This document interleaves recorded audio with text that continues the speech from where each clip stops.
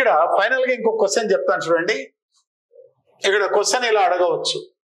ఎలా అడుగుతాడంటే క్వశ్చన్ ఇలా రాస్తారు.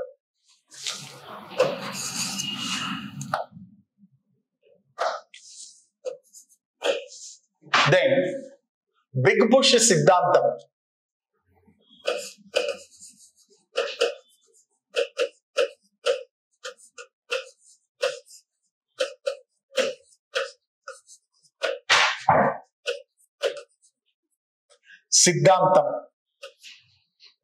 సిద్ధాంతం నాకు సంబంధించి సరికాని వాక్యం ఏది?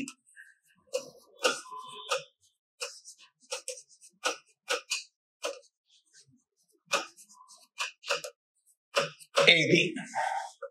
సో ఇలా క్వశ్చన్ అండి. ఈ క్వశ్చన్ లో ఏ అంటాడు, అభివృద్ధి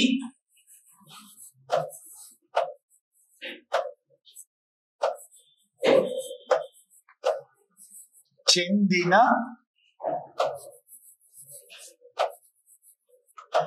దేశాలలో సత్వర ఆర్థిక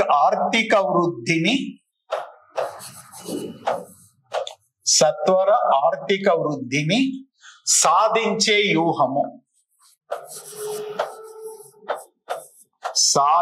వ్యూహము. చాలా ప్రమాదకరమైన చాప్టర్ అమ్మా ఇది. గెలుపోటములు సక్సెస్ ఫెయిల్యూర్ నిర్ణయించేది ఇది. బి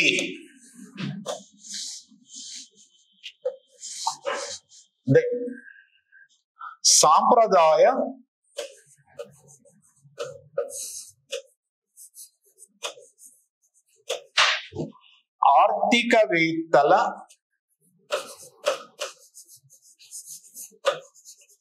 ఆర్థికవేత్తల ప్రమేయాలపై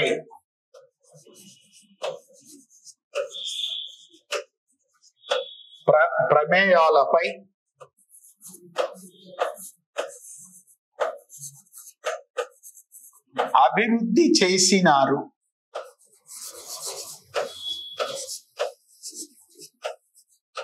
ఇది ఒక question. B statement. C statement ఉంటుందండి. ఈ సిద్ధాంతం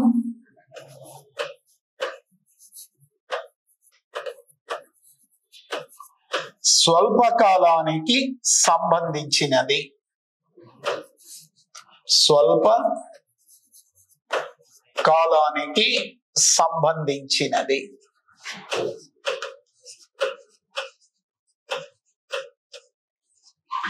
సి. డి అని అడుగుతాడమ్మా. డి అడిగి ఇంకోటి ఏమంటాడంటే, ఈ సిద్ధాంతం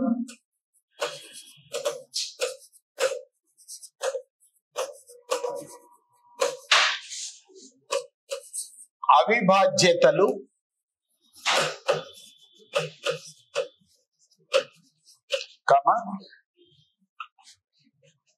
ఆదాలు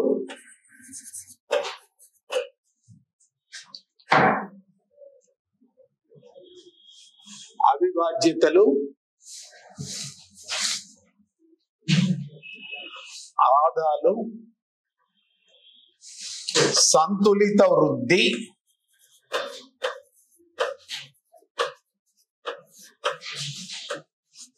మరియు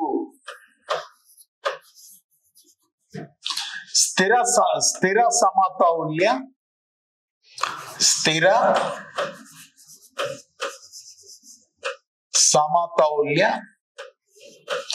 ఆధారముగా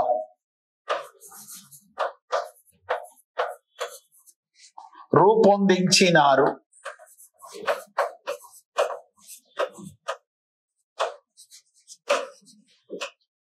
రైట్. ఇక్కడ ఇలా అడిగాడమ్మా చూడండి. ఇక్కడ ఇలా అడిగాడు. 4 స్టేట్మెంట్లు ఇచ్చినాడు. ఈ 4 స్టేట్మెంట్లలో సంబంధించి సరికాని వాక్యం ఏది అన్నాడండి. వీటిలో భాగంగా ఒకటి ఏం చెప్తాడు? ఏ అండ్ సి అంటాడు, ఒకటి ఏ అండ్ సి అంటాడు. రెండవది ఏమంటాడంటే ఏ అండ్ సి అంటాడు, ఏబి అంటాడు, ఏబి వాక్యములు సరికానివి అంటాడు. మూడవది ఏమంటాడంటే బి అండ్ సి అంటాడు, బి అండ్ సి అంటాడు. నాలుగవది ఏమంటాడంటే సి అండ్ డి అంటాడు. మరి మీరు చెప్పండి, ఇక్కడ బిగ్ పుష్ సిద్ధాంతానికి సంబంధించి 4 వాక్యాలు ఇచ్చినారు. ఒకటి, అభివృద్ధి చెందిన దేశాలలో సత్వర ఆర్థిక వృద్ధిని సాధించే వ్యూహము. Is it correct or not? Is it correct or not? Big push సిద్ధాంతము ఏ దేశాలకు సంబంధించింది? అభివృద్ధి చెందిన దేశాలకు. ఓకే, అభివృద్ధి చెందుతున్న దేశాలకు. ఇది ఆర్థిక వృద్ధి అంటాను, ఆర్థికాభివృద్ధి. కాబట్టి ఏ స్టేట్మెంట్ రాంగ్. అభివృద్ధి చెందిన దేశాలలో ఆర్థిక వృద్ధి, అభివృద్ధి చెందుతున్న దేశాలలో ఆర్థికాభివృద్ధి సాధన, ఏ రాంగ్. మరి నెక్స్ట్, సాంప్రదాయ ఆర్థికవేత్తల ప్రమేయాలపై ఆధారపడినది. ఎస్, సాంప్రదాయ ఆర్థికవేత్తలు ఏమిటి? సాంప్రదాయ ఆర్థికవేత్తల ప్రమేయం, సప్లై తన డిమాండ్ను తానే సృష్టించుకుంటుంది అనే డిమాండ్ పై ఆధారపడి ఉంది. ఇది right answer, B is the right answer. ఈ సిద్ధాంతం స్వల్పకాలానికి సంబంధించింది అన్న. ఇక్కడే మీకు కొంచెం ఆలోచన. సాంప్రదాయ ఆర్థికవేత్తల సిద్ధాంతాలన్నీ దీర్ఘకాలానికి సంబంధించినవి, స్వల్పకాలానికి కాదు. ఎవరైతే ఎకనామిక్స్ చదువుకుంటారో వాళ్ళకు తెలిసింది. మరి ఇక్కడ సి స్టేట్మెంట్ రాంగ్ అండి. స్వల్పకాలం అన్నారు, దీర్ఘకాలం. ఈ సిద్ధాంతం అవిభాజ్యతలు, ఆదాలు, సంతులిత వృద్ధి మరియు స్థిర సమతౌల్యం ఆధారముగా రూపొందించింది. ఇక్కడ ఏంటంటే B and D correct answer, B and D correct answer, A and C సరికానివి. మన ఆన్సర్ ఏమిటి? బిగ్ పుష్ సిద్ధాంతమునకు సంబంధించి సరికాని వాక్యములు A and C, A and C, A and C. ఇలా ఉంటుందమ్మా. రేపు ఎగ్జామినేషన్ లో క్వశ్చన్లు ఇలానే ఉంటాయి. ఒక 6 క్వశ్చన్లు 8 క్వశ్చన్లు ఇలా ఇచ్చారనుకోండి, మన పరిస్థితి ఏమిటి? అందువల్ల క్వశ్చన్ పేపర్ స్టాండర్డ్ అనేది పెరిగింది కాబట్టి మనం కూడా మారాలి. అయితే మీరు అనుకోవచ్చు, సార్ మాకు ఇంత స్టాండర్డ్ గా చెప్తే మాకేమైనా ఉంటుందా? కానీ కఠినంగా చెప్పాలి. ఎగ్జామినేషన్స్ ఎప్పుడు కూడా ప్రాక్టీస్ అనేది బ్లడ్ కారాలి, కష్టపడాలి. గ్రౌండ్ లో నీవు ఎంత బాగా ప్రాక్టీస్ చేస్తే క్రికెట్ అంత బాగా సక్సెస్ అవుతాం.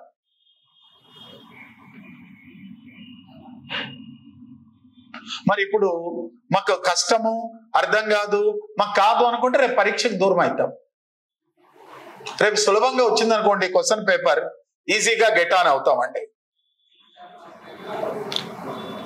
ఆన్సర్ బిడి కాదమ్మా, సరికాని. నువ్వు సరైనటువంటివి, బి అండ్ డి సరైనటువంటివి. శ్రీదేవి, మీరు చెప్పినది సరి అయిన వాక్యములు, నేను అడిగినది సరికాని వాక్యములు.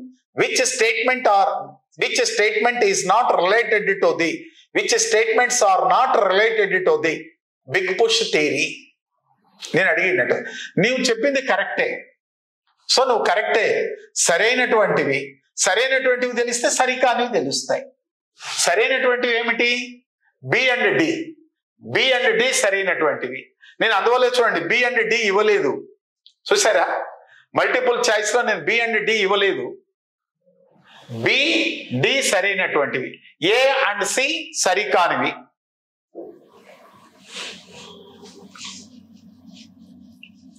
Okay, right. ఇంకా ఆన్సర్స్ ఇదమ్మా. మరి మీ డౌట్స్ చెప్పండి, ఎనీ డౌట్స్? ఎందుకంటే ఈ సిద్ధాంతం అయితే సంతులిత అసంతులిత ఈజీ అయిపోతుంది. రేపటి రోజు 3 సిద్ధాంతాలు 4 సిద్ధాంతాలు అయిపోతాయి. బేసిక్ ఇదేనమ్మా. ఈ సిద్ధాంతాన్ని మొత్తం మీకు ఉన్నది కదా. ఎందుకు శ్రీదేవి సారీ ఎందుకమ్మా? సారీ అవసరం లేదు. బై మిస్టేక్ అవుతా ఉంటుంది కొన్ని సందర్భాల్లో. అంటే కరెక్ట్ ఆన్సర్ చెప్పిన it's the right, you are the right.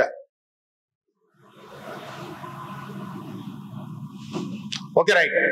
మరి వైండ్ అప్ చేద్దామా ఈరోజు? Okay right. Mahesh any doubt? Zameer లేడా ఈరోజు లైవ్ లో?